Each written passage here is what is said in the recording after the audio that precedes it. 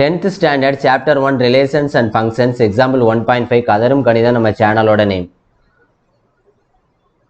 Example 1.5 the arrow diagram shows figure 1.10 a relation between the sets P and Q. Pங்கிற செட்டுக்கும் Qங்கிற செட்டுக்கும் இடையில உள்ள ரிலேஷனை வந்து ஒரு arrow diagram-ஆ வந்து நம்மளுக்கு வந்து figure 1.10ல கொடுத்திருக்கு.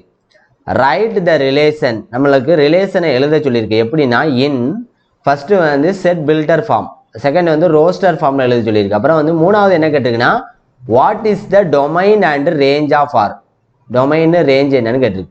இப்போ நம்மளுக்கு வந்து ஃபிகர் 1.10 ஒரு ஆரோ டயக்ராம் வந்து நம்மளுக்கு வந்து கொடுத்துருக்காங்க. ஓகேவா, பீக்கும் கீக்கும் இடையில உள்ள ரிலேஷனை இப்போ சொல்யூஷன் போட்டு நம்மளுக்கு இந்த ஆரோ டயக்ராம் இருக்குது பார்த்தீங்களா, அதை எடுத்து நான் முதல்ல வரைஞ்சிருந்தேன். ஓகேவா, பீக்கும் கீக்கும் இடையில உள்ள ரிலேஷன் அந்த ஆரோ டயக்ராம் எடுத்து வரைஞ்சிருந்தேன். இப்போ நம்மளுக்கு வந்து ஃபஸ்ட்டு செட் பில்டர் ஃபார்மில் எழுதணும். ஓகேவா, set builder form first subdivision. Set builder ஃபார்ம்னாலே நம்மளுக்கு எப்படி இருக்குன்னா set of all x comma y அப்படின்னு இருக்கும். அதனோட ஜென்ரல் ஃபார்மேட்டில் உள்ள எலமெண்ட்லாம் எக்ஸ் கமா ஒய்ன்னு இருக்கும். சச் தட் என்ன கண்டிஷனில் இருக்குங்கிறத இப்போ நம்ம எழுதணும்.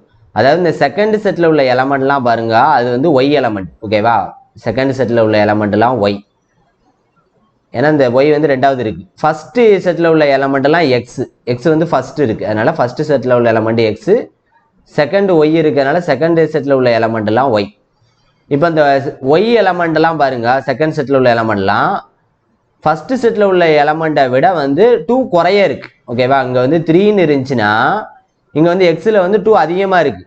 ஓகே, ஒய் தான் வந்து 2 குறைய இருக்குது, எக்ஸ் வந்து 2 அதிகமாக இருக்குது. ஓகேவா, அதே மாதிரி இங்கே 4ன்னு இருந்துச்சுன்னா இங்கே 6ன்னு இருக்குது, மாதிரி இங்கே 5ன்னு இருந்துச்சுன்னா இங்கே 7 இருக்குது. ஓகே, ஸோ ஒய்யோட வேல்யூ எக்ஸோட வேல்யூவை விட 2 குறைய இருக்குது. அதனால் நம்ம எப்படி எழுதலாம்னா y is equal to x minus 2ன்னு எழுதிக்கலாம். எக்ஸில் இருந்து 2-ஐ சப்ட்ராக்ட் பண்ணால் ஒய் கிடச்சிடும். பாருங்க, இப்போ எக்ஸோட வேல்யூ வந்து 5 போட்டிங்கன்னா 5, இந்த இடத்துல 5 போட்டிங்கன்னா 5 மைனஸ் 2 வந்து 3, நம்மளுக்கு 3 கிடச்சிடும். எக்ஸுக்கு பதிலாக வந்து 6 போட்டிங்கன்னா 6 மைனஸ் 2 வந்து 4 கிடச்சிடும் ஒய்யோட வேல்யூ. நெக்ஸ்ட் எக்ஸுக்கு பதிலாக 7 போட்டிங்கன்னா 7 மைனஸ் 2 வந்து 5, அதனால் 5 கிடச்சிடும். ஸோ எல்லா வேல்யூவும் வந்துட்டு. ஸோ கமா இந்த எக்ஸ் வந்து எதில் இருக்குன்னா ஃபஸ்ட்டு செட்டில் பியில் இருக்குது. ஓகேவா, x belongs to B, y belongs to Q, ஒய்ங்கிறது செகண்ட் செட்டில் இருக்குது. ஓகேவா, ஸோ செட் பில்டர் ஃபார்ம் எழுதியாச்சு. நெக்ஸ்ட் ரோஸ்டர் ஃபார்மில் எழுத போகிறேன். ரோஸ்டர் ஃபார்மில் எழுதணுக்கு எப்படி எழுதணும்னா செட் ஆஃப் ஆல் இந்த 5, 3 ரெண்டையும் எடுத்து எழுதணும். அதுக்கப்புறம் இந்த 6 அதுக்கு நேராக உள்ள நம்பர் 6, 4, அப்புறம் இந்த 7 அதுக்கு நேராக நம்பர் உள்ள நம்பர் 7, 5. நெக்ஸ்ட் டொமைன் எழுத போகிறோம். டொமைன்னா என்னென்னா இந்த ரோஸ்டர் ஃபார்ம் எழுதிருக்கீங்க பார்த்தீங்களா, அதில் உள்ள ஃபஸ்ட்டு எலமெண்டெல்லாம் எடுத்து போட்டிங்கன்னா அதுக்கு பேர் தான் டொமைன். அப்போ 5 இருக்குது, 6 இருக்குது, 7 இருக்குது.